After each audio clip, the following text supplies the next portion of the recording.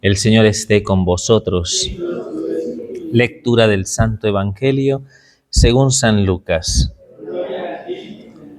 En aquel tiempo dijo el Señor: ¿A quién, pues, compararé los hombres de esta generación? ¿A quién son semejantes?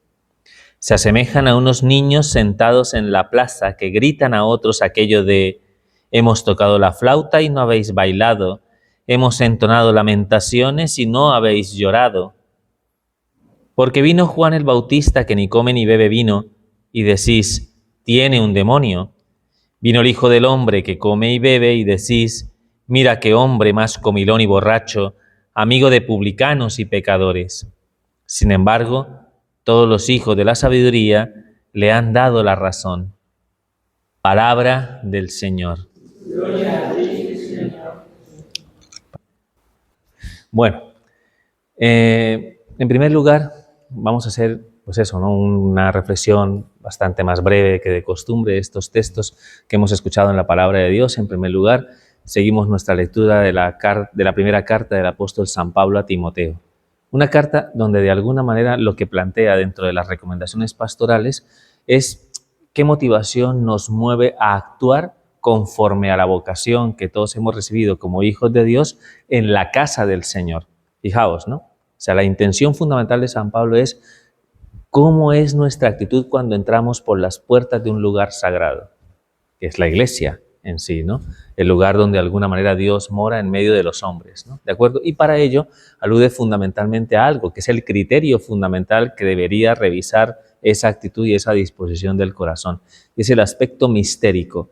En lenguaje teológico se diría el aspecto mistagógico, ¿no? ¿Qué quiere decir? Que cada vez que de alguna manera nos encontramos ante unos ciertos signos externos que nos hablan de las realidades divinas, una iglesia, la presencia del Señor en el Santísimo Sacramento, sobre todo y especialmente la celebración de la Sagrada Liturgia, ¿no? El hecho de que este lugar, digamos, cobra sentido dentro de esa dimensión, no sé cómo decir, sagrada, porque de algún modo lo que acontece en este lugar es muy grande, ¿no? Muy grande. Pero claro, para nosotros todo eso está velado. Está velado porque está mucho más allá del alcance del conocimiento de los sentidos. Entonces cabe la posibilidad en algún momento de que al ver que todo esto es tan sagrado, tan mistagógico, por tanto tan mistérico, que nos quedemos simplemente con lo... No sé si me entendéis, que nos quedemos solamente con lo superficial. Y al quedarnos con lo superficial, nuestro comportamiento dentro de estos espacios y estos lugares sagrados sea un comportamiento un poco como, diríamos, como pagano, ¿no? ¿Me explico? ¿Me he enredado o lo he explicado bien? Se ha entendido, ¿no? O sea, entonces, dependiendo del sentido, ¿no?, que yo le ofrezca, ¿no?, a la dimensión mistérica, ¿no?, a la dimensión del misterio, ¿no?, eso va a propiciar que mi comportamiento y mis actitudes sean las que, digamos, manifiestan el deber ser de las cosas según, de algún modo, la enseñanza de San Pablo, ¿no? Uno que diría que cómo debería ser nuestro comportamiento y nuestra actitud en un espacio sagrado. De recogimiento, de respeto, en fin, ¿no? Se bajó la Virgen para firmarlo. A ver si nos enteramos. Me voy a bajar ahí para ayudarle hoy. Para que os deis cuenta que todo lo que está enmarcado dentro de este momento de gracia es sobrenatural, espiritual, que está de algún modo fuera del tiempo. Fuera del tiempo. Os comento una anécdota. Las iglesias orientales, ¿no? O sea, sabéis que la iglesia de alguna manera, ¿no?, pues está muy... Hay una división bastante marcada entre la iglesia de Oriente y la iglesia de Occidente. Los que han tenido la oportunidad en algún momento de visitar, no sé, Tierra Santa o ir a Grecia o donde están las grandes basílicas de las iglesias ortodoxas, de alguna manera uno se da cuenta, cuando uno entra en una iglesia ortodoxa, ¿de acuerdo?, los sentidos se disparan en sí. No sé, tú entras por la puerta y ya todo ¿no?, todo te ciega, ¿no?, en el buen sentido de la palabra, porque todo está cargado, ¿no?, de muchísima información visual, olfativa, ¿no?, porque hay siempre incienso, ¿de acuerdo? Porque siempre hay incienso. Entonces, como que de alguna manera la persona sabe que ha dejado un espacio que podríamos considerar que es pagano y se ha introducido en un espacio que es completamente distinto y que inmediatamente le lleva a que su interioridad se acomode a la nueva situación, ¿no? Y su corazón se abra y por tanto dimensione ese espacio como un espacio celeste, no como un espacio terreno. ¿De acuerdo? Siendo así, nosotros en Occidente somos un poquito más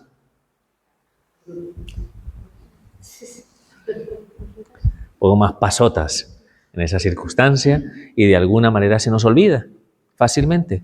Porque, ¿qué puede vislumbrarnos a nosotros en la luz? Que no se caiga al techo, es lo único, ¿no? Me explico. O sea, uy, esto está agrietado, esto está... Me explico. O sea, a lo mejor se nos va la mente, ¿no?, a este tipo de situaciones, pero de alguna manera nuestra mente no aterriza en lo divino. ¿Me explico? Muchas veces por eso podemos de alguna manera mantener dentro de los espacios sagrados una actitud más como si fuera un patio o si fuera una plaza en sí, donde nos reunimos, donde hablamos, donde, en fin. Y perdonad que esto es algo que nos pasa a todos, ¿no? En definitiva, y se nos olvida. Tenemos que estar continuamente corrigiendo esa realidad. Acordémonos que estamos en un espacio sagrado. Acordémonos que este lugar es un lugar donde se manifiesta algo que es muy grande, donde se actualiza un misterio, donde Cristo sigue entregando su vida por nosotros. Por tanto, debemos intentar que nuestras actitudes y nuestros comportamientos vayan ligados a ese sentido. Porque si no es así, nos estamos perdiendo de algún modo un contacto con lo sobrenatural. Yo creo que me entendéis perfectamente. Si eso fuese así, evidentemente en muchos aspectos, en cómo vengo yo a la iglesia, cuál es mi disposición, cuál es incluso, ¿no?, mi propia actitud, mi propia postura, mi propia forma de ayudar a que los demás entremos más o menos en esa misma dinámica de gracia, ¿no?, para que no se nos olvide que estamos en el cielo y no en la tierra. Porque es donde estamos en este momento. Estamos en el cielo. ¿De acuerdo? ¡Ay, qué bonito! ¡Qué hermoso! ¿No? Saber que de alguna manera, ¿no?, este espacio y como tal, este momento, sobre todo la celebración de la Eucaristía, este momento es lo más sagrado, lo más celestial que va a acontecer en nuestra existencia terrena. Algún día, ¿no?, algún día el Señor nos hará ver que cada vez que estuvimos en la celebración de la misa, estábamos tocando, ¿no?, con las yemas de los dedos, ¿no?, la dimensión de lo eterno, ¿no?, y no nos dábamos cuenta, ¿de acuerdo? No nos dábamos cuenta. Entonces ahí diréis, ¿por qué el Padre en lugar de 2 horas no celebraba en 5? Y lo diréis así. Y os acordaréis de mí ese día. ¿Y por qué de algún modo nos quejábamos por el tiempo? No sé si me entiendes. ¿Por qué de alguna manera nos entreteníamos en cosas triviales? ¿Por qué nuestra mirada de alguna manera se iba, ¿no?, a otros asuntos distintos de los que realmente deberíamos tener en ese momento, que es la acogida, la gracia y el don del amor de Dios, ¿no? Entonces eso es lo que hoy San Pablo le transmite a Timoteo. Hermano, ¿quieres saber cómo debe ser tu comportamiento y tu actitud en la iglesia? Recuerda el misterio. Es lo que dice. Recuerda el misterio. ¿Qué quiere decir? Ahonda en el conocimiento de lo que es la grandeza, de que lo que se nos muestra a través de la actualización del misterio de nuestra redención, cada vez, y específicamente que celebramos la Santa Misa, cada vez que entramos en una iglesia y está presente el Santísimo Sacramento, ¿de acuerdo? Pues que de algún modo nuestro corazón se abra, ¿de acuerdo? Y que de algún modo nuestra mente no se disipe, sino que de alguna manera sea capaz de acoger y de reflexionar y meditar en torno a estos misterios. Que nuestro corazón vibre, porque en el fondo son misterios que de algún modo no nos hablan solo de teología, sino que nos hablan de amor, de un Dios que se entrega por ti y que de algún modo no ofrece el sacrificio de su cuerpo y de su sangre, que se da como alimento para que tengas vida y la tengas abundante, ¿no?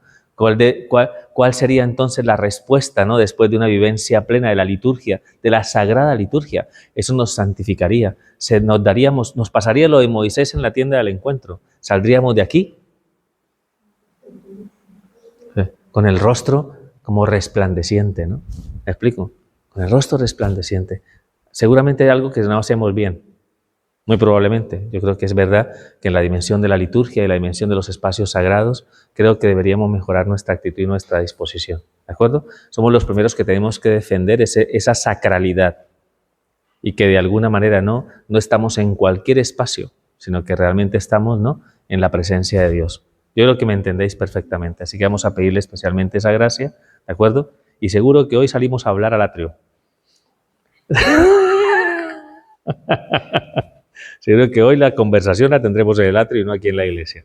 Así que vamos a pedir esa gracia especial al Señor para que nos ayude a tomar esa conciencia y sobre todo para que respetemos que los demás necesitan también encontrarse con esa sacralidad. Si la perciben en nuestra disposición, creedme que de alguna manera es contagiosa, ¿no?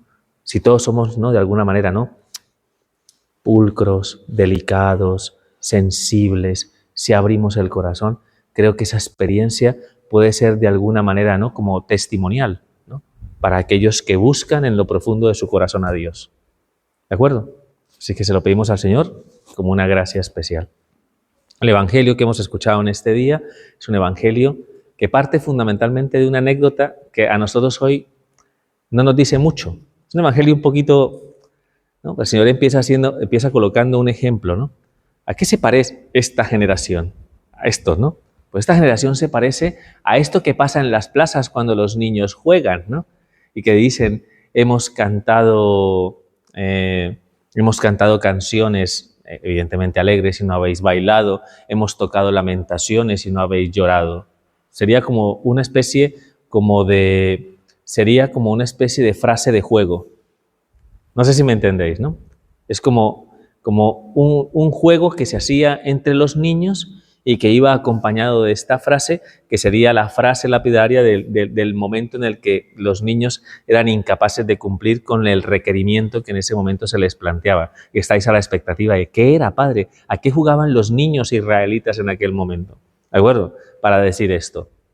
No había tablet, no había PlayStation, no se había inventado el fútbol, ¿no? Benito se hubiera aburrido mucho en Israel. Entonces, ¿qué podían jugar? Fijaos, ¿no? Hay una situación, no sé si os dais cuenta, que los niños imitan. ¿Os dais cuenta de eso? La mimética que tienen los niños normalmente. O sea, los niños en algún momento, ¿no? Pues a lo mejor uno de los juegos que tienen es imitar a los adultos, ¿no? O sea, no sé, como la niña que juega a ser la mamá, ¿no?, por ejemplo, ¿no? O el niño que juega a ser el mecánico, ¿no?, porque ve a su padre que hace lo mismo. No sé si me entendéis. Bueno, no sé. ¿Me explico? O yo, por ejemplo, que veía a los curas y jugaba cuando niño a ser cura. Eso no es verdad. Eso hubiera sido algo maravilloso para la hoja de vida. ¿Me explico? Pero no era así. Pero algunos sí que ha jugado a ser cura, ¿no? Porque ha visto a algún cura y le ha llamado la atención y a lo mejor ha jugado a ser cura, ¿no? Es la imitación en sí. Pues eso pasaba en Israel, ¿de acuerdo? Entonces, dentro del entramado de la vida social, los adultos de algún modo tenían comportamientos y actitudes que los niños intentaban emular, intentaban imitar, ¿de acuerdo? Entonces, normalmente en las celebraciones festivas, entonces los niños hacían de alguna manera, ¿no?, pues el ademán del comportamiento de los adultos y otros tenían que adivinar qué era. ¿Me explico? Como el que adivina, ¿no?, de alguna manera, ¿no?, pues el que está viendo una mímica, ¿no?, y tiene que adivinar lo que esa mímica quiere transmitir y comunicar, ¿no? ¿No han jugado eso alguna vez?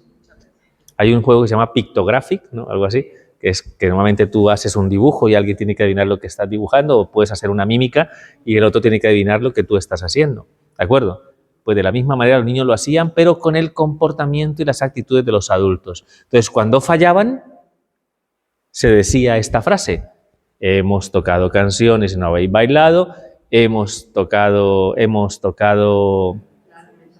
hecho lamentaciones y no habéis llorado, porque no habían sido capaces de identificar el signo y el significado.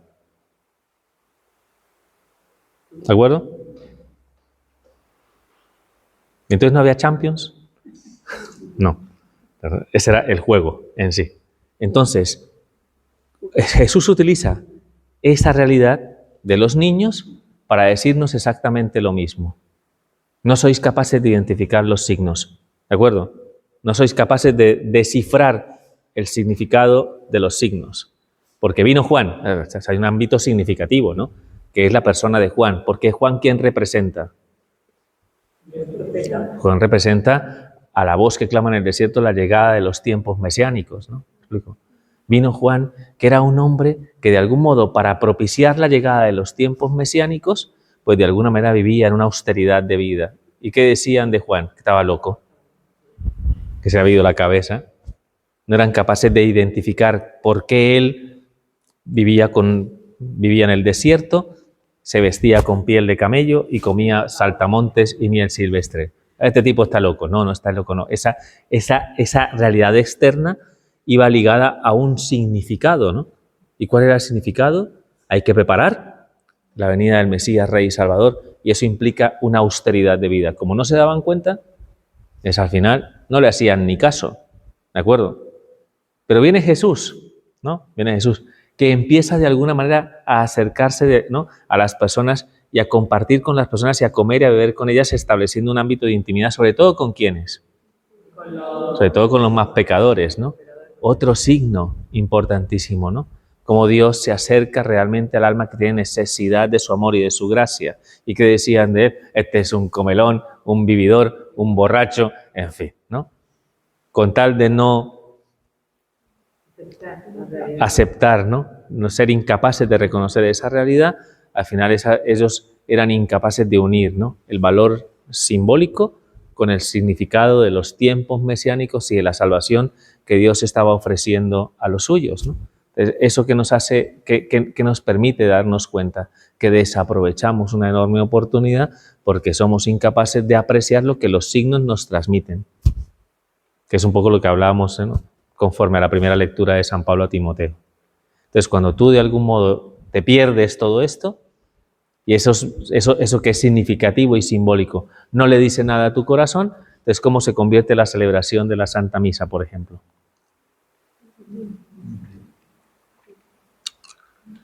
Un rito siempre es lo mismo, el mismo cura, todo es igual, ¿no? Qué aburrido, ¿no?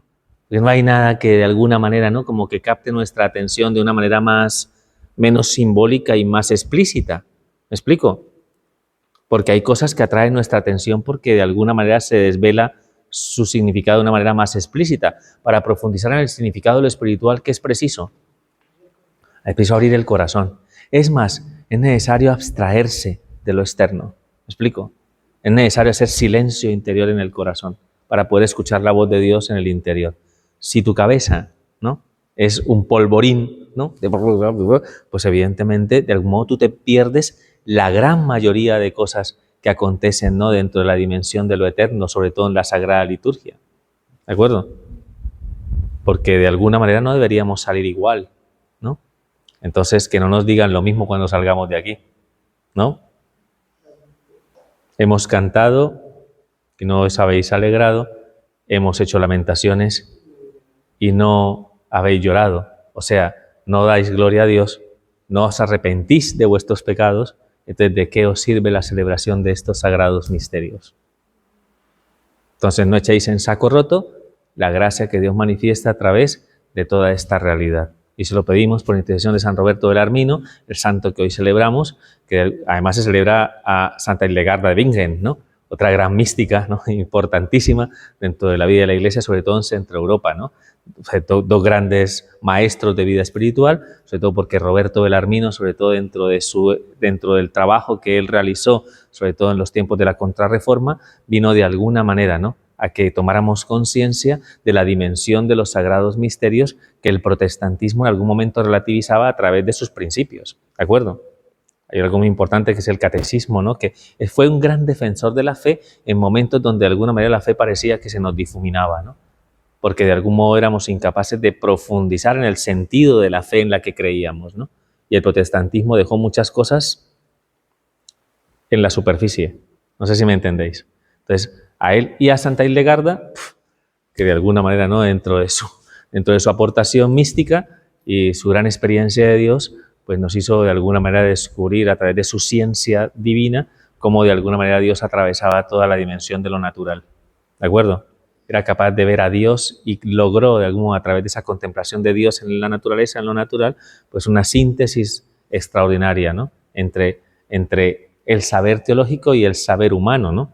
Y el hecho de en algún momento considerar cómo en la naturaleza Dios ha impregnado todo de una gran sabiduría, ¿no?, y que hoy en día de alguna manera está como muy, muy ligada al hecho de cómo Dios, ¿no?, determinó que muchas plantas nos sirvieran a nosotros en nuestra propia supervivencia y curación, ¿no?, por ejemplo, ¿no? O Es una de las aplicaciones, ¿no?, de la visión teocéntrica, ¿no?, de Santa Hildegarda dentro del ámbito de la vida natural.